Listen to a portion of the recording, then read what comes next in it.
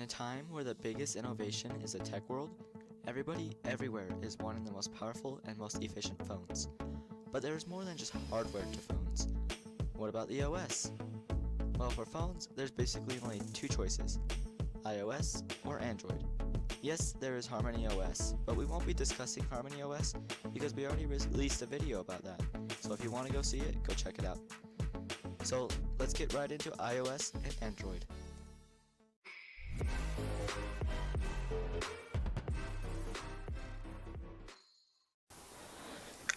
Greetings!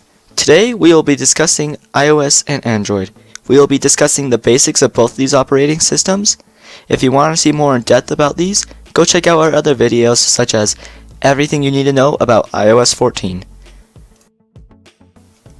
So you have two choices, iOS or Android. Both owned by some of the biggest tech companies in the world. iOS owned by Apple and Android owned by Google. Currently, the most recent iOS is iOS 14 and the most current Android is Android 11. First, let's talk about iOS. What is it? Well, iOS is the operating system for devices from Apple, such as iPhones and the iPod Touch. Apple also has macOS and iPadOS, but we mainly focus on iOS.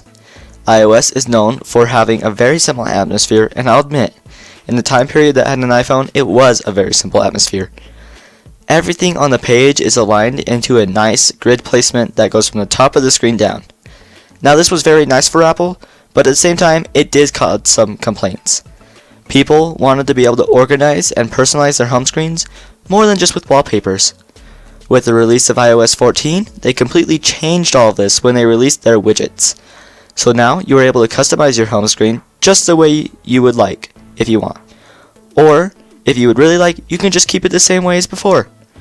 But that's not all about iOS. The nice thing about iOS is that everything is right at your fingertips. Want the flashlight? Just swipe down. Want to silence your phone? Just use the little switch on the side of the phone. Want the personal assistant? Just hold the bottom of the screen or simply say, "Hey Siri." Every app is on a very smooth platform. Apple is obsessed with having smooth lines and curves. Everything on the iOS has smooth lines, whereas Google tends to mix it up with having some really geometric lines, but at some spots having very smooth lines as well. A well-known benefit of iOS is iMessages. Almost everybody that has used iMessages prefers it almost over any messaging platform out there, including Google Messages, Google Hangouts, and Samsung Messages, and the most default messaging apps. The benefit of iMessages is that if you are messaging someone else that also has iMessages, then you can simply message over Wi-Fi. And you can also use FaceTime. You've probably heard of FaceTime. Much like Skype, Zoom, or Google Duo, you can simply have a video chat that is in a really smooth and simple atmosphere with anybody else that also has an Apple device. But there is more than just Wi-Fi messaging and FaceTime to iMessages. You can use Memoji, which are sticker emojis that are even bigger and more detailed, especially designed to look like you. But you can even play messaging games in iMessages. All of these features, and yet Apple finds a way to keep them all organized in a very simple way. This is why people love iMessages so much. iOS is known for their simplicity. If you've ever gone into an iPhone setting and compared them to an Android phone setting, then you instantly see what one would be more simple. On an iPhone, you have your general settings. This is exactly what it sounds like. Whereas on an Android, you have connections, sounds and vibrations, notifications, display, advanced features, and more. Now, I'm not saying that Android is very complicated, but I am saying they tend to be harder for basic users to navigate through compared to the iPhone. Another nice thing about iPhones is that they are guaranteed 5 to 7 years of updates. These are major updates, like the iPhone 6, which came out in 2015, is still being supported by Apple in 2020 with iOS 14. That is 5 years of updates so far. If you look at phones from Samsung, they tend to have 2 to 3 years of major updates and about 5 years of basic security updates. This means that if you got a phone that originally had Android 9 on it, it would only get up to like Android 11. So, let's talk about Android. We already mentioned that most Android phones only get 2 to 3 years of major updates, and then like 5 years of basic security updates. We also talked about how Android isn't as simple as iOS. So what is good about Android? Well, naturally, Android is an open source. This is great for developers because then they can develop on Android practically without having to pay a lot. This is very simple to Linux as it is open source and anyone can develop on Linux. So let's talk about the interface itself. The thing about Android is that it is able to be used by many different companies. If you're using a phone from Samsung, it will most likely come with Samsung's default text messaging app. Same goes with other companies like Motorola, LG, Xiaomi, OnePlus, and Google themselves. Now these are just main companies that use Android. There are many others. So all these companies use default text messaging apps. So we can't necessarily talk about the messaging unless we talk about the one that Google uses. The default messaging app made by Google is called Google Messages. This allows for Wi-Fi messaging between other Google Messages users, as well as it allows you to send GIFs just like any other messaging app. But a feature that is different is that you have what is called Messages for Web. What you do is activate this, and then you can get on any computer, Mac, Chromebook, PC, and you can use your messages right from the browser. As long as both your phone and computer are connected to the same Wi-Fi, this will work. Other than those features, you don't really have all the features that iMessages allows. Although, on Android devices, you can use Google Duo to do video calls with other users. What's really nice about Android is that it is built not only for everyday users, but also for developers. If you're wanting a phone that you can play around with and install a bunch of things on and program on, then picking an Android phone is perfect for you. Android phones also have app menus that are honestly quite nice to have, and if you want, you can customize your Android phone any way you like.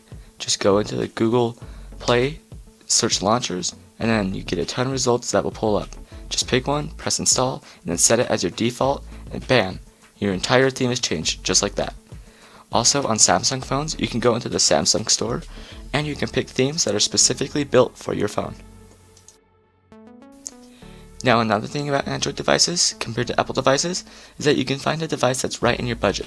If you are on the more poor side and you can't buy a big flagship like the new Samsung Note 10 Pro 5G or the Samsung A51 5G, then just go to Android and you can find a bunch of other devices that will work perfectly for you and are around the $100 to $200 price range.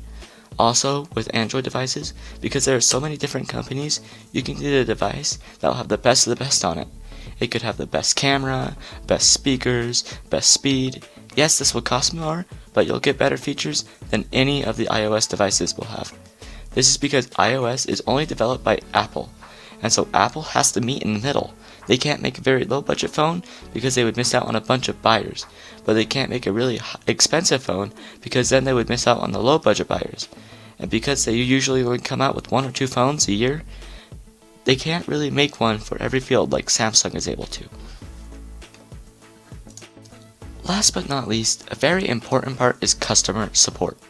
Apple has been known very well for having good customer support. If you have a question, you can simply go to their website, type in the question, and you have someone there to answer it quickly.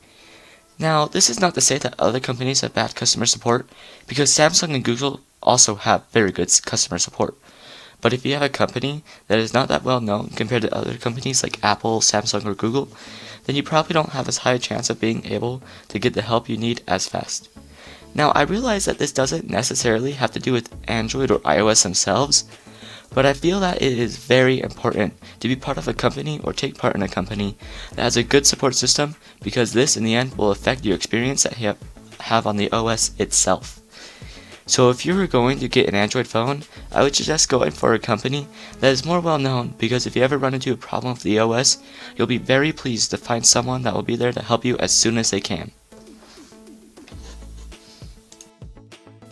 So when it really comes down to it, if you are in the mid-range and you really just want a reliable, simple phone, then the iPhone would probably be best for you.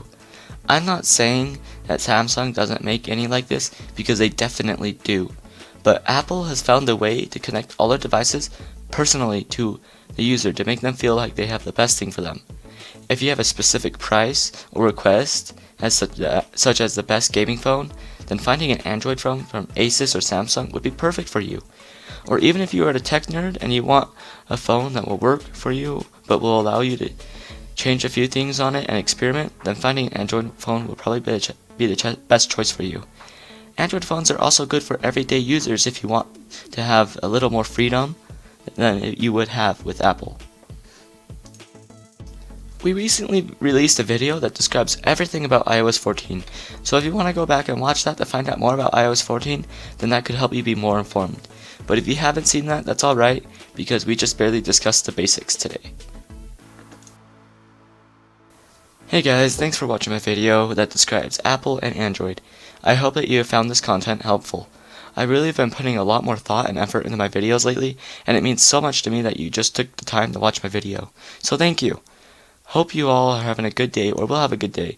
If you found this content helpful, please subscribe and leave a like. Once again, thanks and have a good rest of your day.